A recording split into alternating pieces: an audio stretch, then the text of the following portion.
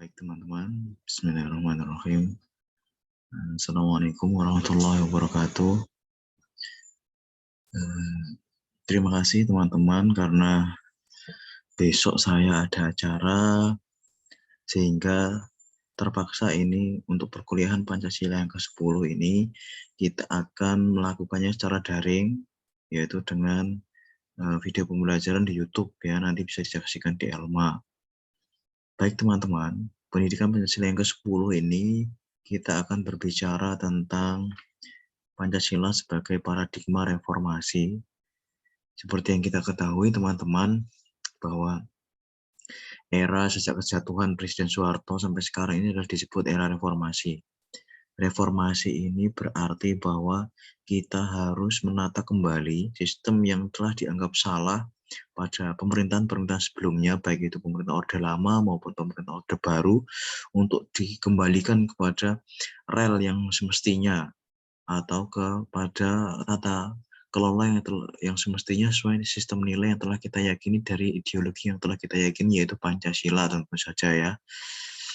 Nah, kita masuk ke slide yang pertama teman-teman. Hakikat reformasi.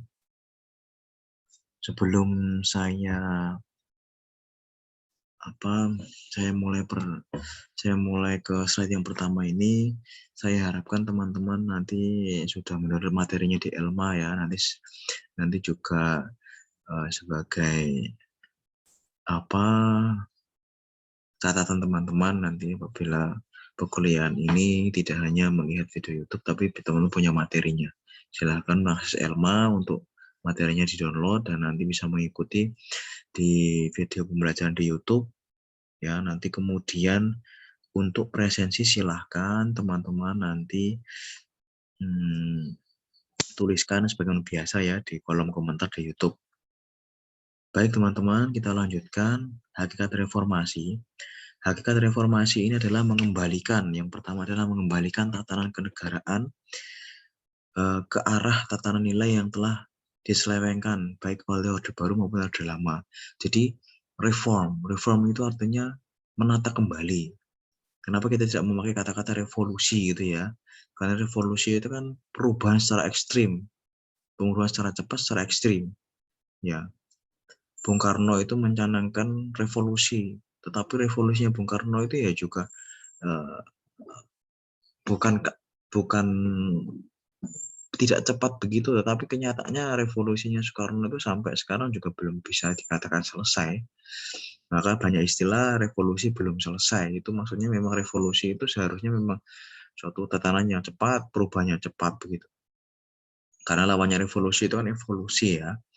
Evolusi itu perubahan secara lambat. Tetapi revolusi yang dicanangkan pemimpin kita sejak dulu itu pun sekarang juga belum terbukti adanya. Tentang kemajuan, tentang keadilan. Mungkin infrastruktur iya, kita sekarang punya tol, kita sekarang bisa ke Surabaya dengan cepat tanpa harus macet dan seterusnya. Tetapi masalahnya bukan hanya itu. Hakikat reformasi yang kedua adalah menata kembali ke arah pemerintahan yang bersih, transparan, akuntabel, dan adil. Kita pasti tahu sekarang ini problem laten dari pemerintahan terdahulu, baik itu Orde Lama maupun Orde Baru, itu adalah pemerintahan yang tidak bersih, korup ya, dan tidak transparan, karena semua tergantung kepada penguasanya. Ya, penguasanya itu penguasa atau para presiden, pejabat menteri, itu semuanya memiliki kendali kepada segala lini. Ya, mereka bisa mempengaruhi hukum, mempengaruhi politik, mempengaruhi bahkan orang yang ditangkap atau tidak ditangkap, itu tergantung siapa yang menyuruh, penguasa siapa yang menyuruhkan begitu. Jadi bisa dikatakan tidak transparan, sehingga otomatis ketika tidak transparan maka tidak akuntabel juga. Ketika tidak akuntabel maka juga otomatis tidak adil. Di pemerintahan Orde Lama juga begitu, pemerintah Orde Baru juga sama. Ya, alangkah buruknya apabila kita menumbangkan Orde Lama, menumbangkan Orde Baru, ya, dan kita menciptakan Orde Reformasi, tetapi ternyata Orde Reformasi pun juga tidak kalah dengan Orde Lama dan Orde Baru, kan begitu ya. Sekarang kita lihat KPK pun juga sudah ya seperti teman-teman lihat di berita ya, seperti itu. Kemudian banyak koruptor-koruptor yang mendapat pengampunan seperti itu juga luar biasa saya pikir ya. Harusnya itu menjadi evaluasi. Kenapa terjadi seperti itu padahal kita itu cita-cita reformasi adalah untuk menghapus itu semua. Menghapus korupsi, kolusi, nepotisme. Nepotisme itu kan semacam kekuasaan yang seperti keluarga-keluarga begitu loh ya. Seperti zaman-zaman kerajaan begitu. Kita lihat bagaimana presiden kita, anak-anaknya jadi anak menantu, anak kandungnya juga jadi pejabat di daerah. Itu kan juga menjadi apa bedanya dengan Pak Harto dulu yang juga anaknya jadi hajikan menteri kan begitu. Jadi ya itu sebuah evaluasi harusnya bahwa apakah kita itu maju ataukah mundur agenda reformasi kita itu. Kemudian menjunjung tinggi hukum dan hak asasi manusia, itu yang paling utama juga di dalam agenda reformasi. Di mana agenda reformasi ini adalah yang paling utama sebenarnya adalah mengembalikan hukum itu kepada marwahnya, kehormatannya, sehingga tidak dikendalikan lagi oleh kekuasaan eksekutif kan begitu. Dulu kalau yang perintah siapa bisa jadi orang yang si A kemudian tidak jadi ditahan atau si B tiba-tiba dibebaskan karena dia dekat dengan pejabat atau seperti apa kan begitu ya. Nah, sekarang pun kita bisa lihat ya, apakah agenda reformasi hukum kita itu maju ataukah mundur. Coba kita lihat sekarang KPK pun sekarang menjadi ASN ya, padahal dia harusnya lembaga yang mandiri yang bisa menegakkan korupsi, menegakkan penegakan hukum di bidang korupsi. Kita juga bisa lihat sekarang peradilan itu sekarang juga menjadi ASN. Ya, PNS yang berseragam korporat dan seterusnya itu kan luar biasa padahal kita itu kan menganut sistem trias politika di mana ada pemisahan kekuasaan antara yudikatif, eksekutif dan legislatif. Mereka berdiri sendiri-sendiri dan tidak boleh saling mencampuri karena itu adalah sebagai check and balance kekuasaan dari pemerintahan kan begitu. Tetapi yang terjadi kita bisa melihat bagaimana sekarang eksekutif itu begitu sangat kuat yang mempengaruhi legislatif, mempengaruhi yudikatif juga sehingga para hakim itu pun juga berpikir 1000 kali apabila dia melakukan kritik kepada kekuasaan. Itu ya, itu juga harus PR yang perlu dievaluasi tentang bagaimana kuatnya eksekutif terhadap pengaruh kepada legislatif dan juga yudikatif yaitu hukum. Kemudian hak asasi manusia ya, kasus-kasus hak asasi manusia di mana adanya penggusuran yang beberapa tempat masih ada penggusuran, kemudian ada namanya kasus FPI yang dibubarkan, ada kasus HTI yang dibubarkan juga, ada padahal kita itu mengenal kebebasan berserikat, berkumpul, berpendapat itu dilindungi undang-undang, tapi kenyataannya hak asasi manusia tentang itu kenyataannya ada semacam penutupan organisasi yang tidak sejalan dengan agenda pemerintah kan begitu ya. Itu juga harus dievaluasi karena itu harusnya dibuka kebebasan bagi mereka-mereka yang mau mendirikan organisasi kan begitu. Kecuali organisasi yang berhubungan kepada komunisme itu tidak boleh, di dalam TAP MPR sudah ada. Kemudian ada kasus juga FPI itu yang ada pengawalnya Rizik Syihab yang dibunuh itu ya, itu juga bagian dari agenda reformasi hak asasi manusia yang juga ternyata yang mundur sangat jauh sekali. Bagaimana bisa di negara yang namanya negara hukum, Rechtsstaat atau rule of law itu ada pembunuhan judicial killing, non judicial killing semacam itu ya, luar biasa itu.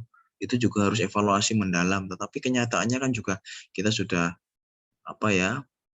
ditumpuk-tumpuk dengan masalah korupsi sehingga itu otomatis seperti terlupakan kan begitu. Padahal itu nyawa manusia. Di dalam hak asasi manusia tidak boleh begitu. Kemudian gerakan reformasi, teman-teman, gerakan reformasi ini kenapa bisa terjadi, teman-teman? Jadi gerakan reformasi ini terjadi karena di Asia saat itu ada akibat krisis ekonomi yang melanda dunia. Tidak hanya Indonesia sebenarnya, ini melanda dunia yang memaksa para aktivis menggalang massa untuk melakukan gerakan perubahan yang disebut sebagai gerakan reformasi untuk mengakhiri pemerintahan yang dianggap gagal mengatasi keadaan dan dianggap otoriter saat itu. Sehingga dibentuklah reformasi. Dibentuklah agenda reformasi.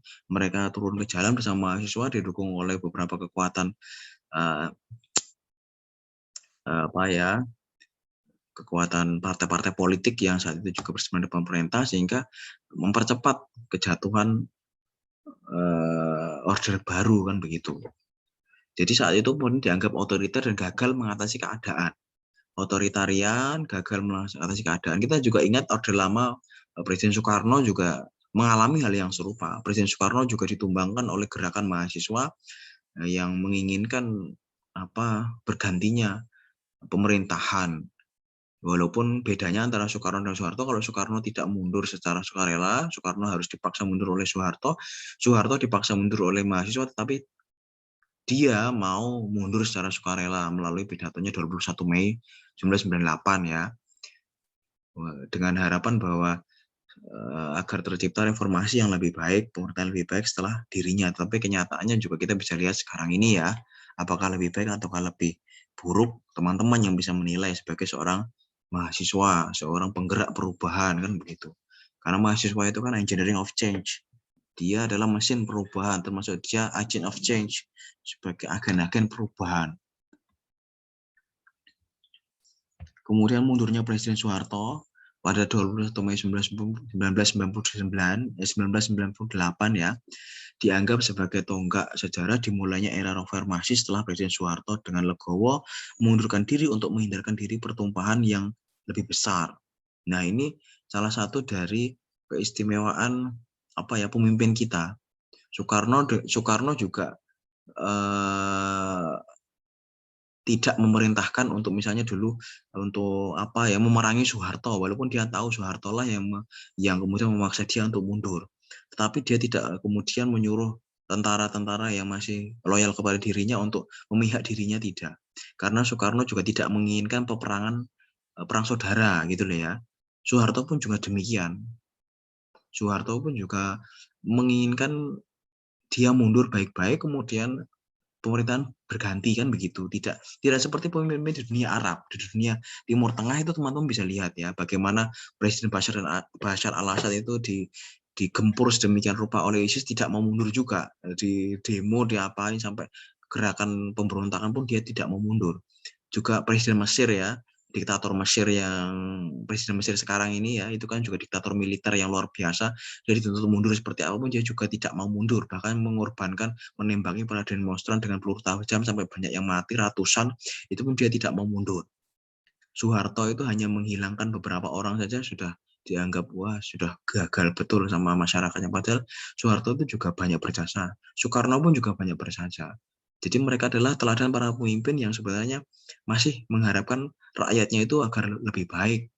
Ya, cuman karena memang perpolitikan itu memang begitu ya, politik itu kan ya begitu. Tapi harus diakui Pak Harto bisa dikatakan masih memberikan teladan sebagai pemimpin Pancasilais ya, termasuk juga Soekarno. Ketika dirinya ikhlas mundur demi kemajuan negara yang dituntut. Ya, kita bisa lihat di negara lain, di negara-negara Timur Tengah itu misalnya pemimpin tidak rela mundur walau harus mengorbankan banyak nyawa rakyatnya. Ya. Kemudian gerakan reformasi dan nilai-nilai Pancasila. Karena kita tahu akar kata dari reformasi adalah reform. Reform itu artinya adalah menata ulang hal-hal yang menyimpang untuk dikembalikan kepada nilai-nilai yang dicita-citakan rakyat Indonesia sebagai ideologinya, yaitu Pancasila ya. Ada kolusi, korupsi, dan nepotisme yang menjadi alasan ditumbangkannya rezim Presiden Soeharto adalah menyalahi Pancasila sila keempat dan sila kelima. Sila keempat itu kerakyatan adil dan beradab, kerakyatan yang dipimpin dari hikmat pemusyawaratan ya, perwakilan kan begitu. Saat itu Pak Harto tidak dengan musyawarah yang betul-betul musyawarah, tetapi dia itu mengarahkan partai-partai untuk mendukung dirinya selalu kan begitu. Begitu juga Soekarno kan juga begitu, bahkan Soekarno itu kan pernah mengadakan pemerintahan seumur hidup itu ya, presiden seumur hidup itu kan juga menyalahi aturan Pancasila sila keempat itu, karena permusyawaratan harusnya 5 tahun sekali diganti, dan itu adalah hak wewenang MPR untuk menyelenggarakan pemilihan secara bebas dan adil kan begitu, jujur dan adil, tidak dengan lobby-lobby politik yang mungkin lebih ke arah kecurangan kan begitu. Kemudian sila kelima, keadilan sosial itu juga dilanggar karena nyatanya pemerintahan baik itu Orde Lama maupun Orde Baru itu tidak adil. Mereka cenderung lebih mementingkan orang-orang yang dekat dengan kekuasaan atau orang-orang yang mendukung dirinya saja.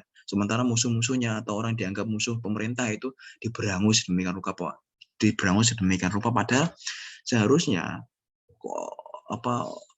golongan-golongan yang bertentangan dengan pemerintah itu juga perlu dipelihara karena dia juga menjadi check and balance, keseimbangan bagi pemerintahan, kan begitu. Ada yang mengkritik, ada nanti kita sebagai evaluasi, kan begitu harusnya. Dalam pemerintahan demokrasi kan begitu. Tidak bisa semua harus masuk kekuasaan. Bagaimana nanti menegakkan demokrasi kalau semua menjadi antek-anteknya pemerintah, kan begitu. Termasuk juga yang dilanggar itu adalah sila ke-1, sila kedua ya, kemanusiaan dan beradab. Maaf ya, sila kemanusiaan dan beradab, sila kedua ya. Sila kedua itu yang dilanggar juga. Kemanusiaan itu kan hak asasi manusia. Ya, zaman dulu, zaman Orde Lama maupun Orde Baru tidak ada hak asasi manusia. Tidak pernah ditegakkan itu. Jadi ya tergantung penguasa seperti apa itu yang jadi hukum, kan begitu.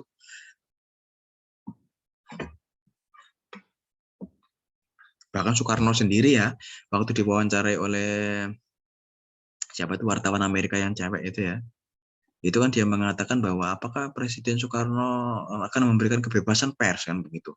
Dijawab oleh Presiden Soekarno, oh tidak, saya di negara yang revolusioner itu ya saya tidak akan memberikan kebebasan pers. Padahal kebebasan pers itu bagian dari hak asasi manusia juga, bagian dari kemerdekaan, bagian dari demokrasi. Maka bagaimana bisa sebuah negara tidak memberikan kebebasan pers? Maka kalau sekarang pun juga ada wartawan ditangkapi, orang ngomong ditangkapi, orang berpendapat ditangkapi, itu juga tidak ada kebebasan pers berarti. Maka itu juga menyalahi demokrasi, agenda demokrasi, dan menyalahi agenda reformasi tentu saja. Kemudian Pancasila sebagai dasar cita-cita reformasi ya, itu yang pertama adalah Pancasila memiliki sifat reformatif. Artinya mampu dinamis mengikuti kemajuan zaman dan aspirasi rakyat sesuai perkembangan zamannya. Ini yang kita pelajari di pertemuan kemarin ya, bahwa Pancasila itu sebagai ideologi terbuka. Dulu pernah kita pelajari ya, bahwa Pancasila sebagai ideologi terbuka, tidak seperti komunis, tidak seperti liberalis, tidak seperti paham-paham yang lain yang cenderung tertutup. Pancasila itu terbuka, menerima perubahan, menerima kemajuan, menerima masukan dari paham-paham lain di luar. Ya, makanya Pancasila itu bersifat reformatif. Dia bisa mengembangkan dirinya sesuai dengan kemajuan zaman, dinamis sesuai aspirasi dari rakyat. Ya, tidak jumut kaku seperti komunisme ya, misalnya komunisme di Korea Utara itu coba lihat. Rakyat dikekang sedemikian rupa, tidak boleh menyalahi kredo dari komunisme. Tetapi kalau Pancasila, bisa saja Pancasila itu mengikuti kemajuan zaman. Seperti yang kita kenal sekarang ini ya, banyak hal yang mungkin lebih maju daripada era-era sebelumnya. Tapi tetap dalam koridor Pancasila, kan begitu. Kemudian Sultan Hamengkubuwono X ini berpendapat bahwa reformasi ini juga salah satu tokoh reformasi ya. Sultan Hamengkubuwono X ini salah satu tokoh reformasi yang ikut mendukung reformasi juga. Ini berpendapat bahwa reformasi harus mengarah kepada nilai-nilai Pancasila. Jika tidak, maka reformasi justru akan mengarah kepada anarkisme, brutalisme, dan disintegrasi. Yang akhirnya justru akan menghancurkan bangsa Indonesia. Nah ini ya, ini terbukti ucapan Raja Yogyakarta ini ya ternyata. Sekarang ini bisa terbukti. Banyak anarkisme, banyak brutalisme yang dipertontonkan, dan disintegrasi bangsa. Disintegrasi itu kan apa? Perpecahan, kan begitu. Ya. Sekarang coba lihat perpecahannya, dulu ada cebong, ada kampret, ada lagi apalah yang menggolongkan diri sebagai golongan apa, dan juga setelah reformasi itu kan Habibie Timur lepas menjadi Timor Leste itu ya, itu kan juga disintegrasi.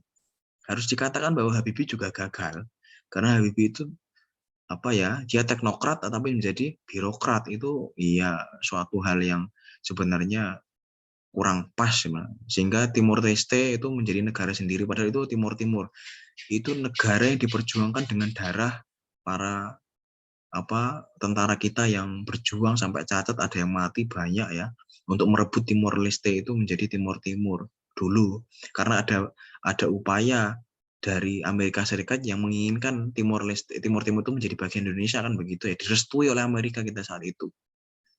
Tapi ya itulah ya, reformasi justru para petinggi bangsa kita justru tidak terlalu pandai memanfaatkan reformasi, justru malah kehilangan pulau yang strategis. Ada celah di gas timur itu yang luar biasa, gas di celah timur itu yang luar biasa, sumber daya alam yang itu akan dimanfaatkan oleh Australia kan itu akhirnya. Itu yang kedua juga kita kehilangan Pulau Sipadan kita di masa pemerintahan Megawati. Ya, Megawati juga bisa dikatakan juga pemerintahan yang bisa dikatakan ya kurang berhasil juga karena kehilangan Pulau Sipadan dari Likitan. Walaupun itu hanya sekedar pulau ya, tapi itu ada penduduknya loh. Cukup lumayan luas juga. Itu Pulau Sipadan dan Likitan. Sehingga ketika kita kehilangan dua pulau itu, batas Malaysia pun melebar kan. Batas lautnya menjadi melebar. Mereka mengklaim batas laut yang lebih luas daripada sebelumnya. Itu juga kegagalan kita, itu bagian dari kegagalan reformasi yang perlu dievaluasi. Kita mau kehilangan apa lagi? Apakah kita mau rela kehilangan misalnya Papua ya? Tentu kita tidak akan rela karena Papua kita rebut dengan darah para pejuang kita. Yosudarso kita ingat dia sampai tenggelam dengan para awak kapalnya semuanya tewas begitu ya. Sebagai kusuma bangsa itu juga harus kita hargai. Banyak juga air mata dan darah dan juga uang yang kita berikan, investasikan untuk merebut kembali Papua itu dari tangan Belanda. Karena sesuai perjanjian kan Belanda itu kan juga bagian dari Indonesia. Setiap wilayah kekuasaan Belanda kan bagian dari Indonesia kan begitu. Maka saat itu Komandan Dwi Kora Trikora itu Pak Harto saat itu merebut pulau itu atas perintah Presiden Soekarno kan begitu.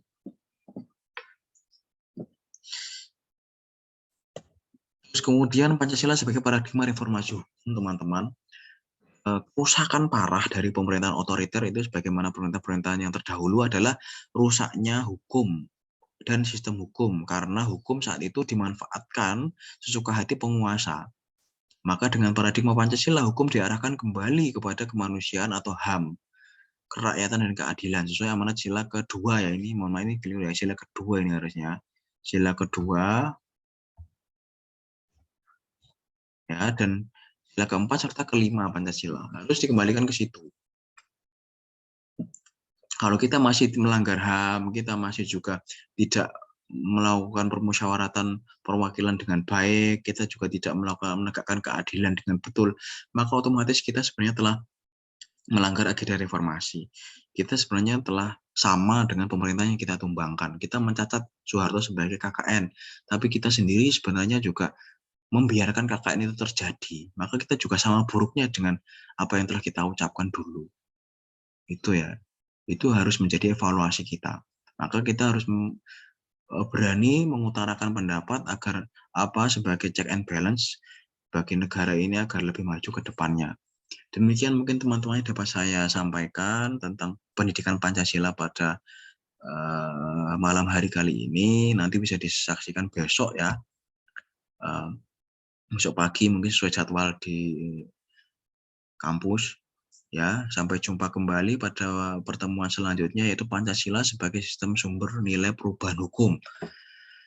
Ya, saya ucapkan teman terima kasih. Nanti kalau ada pertanyaan silakan lewat WhatsApp atau melalui kolom komentar di YouTube ya nanti ya.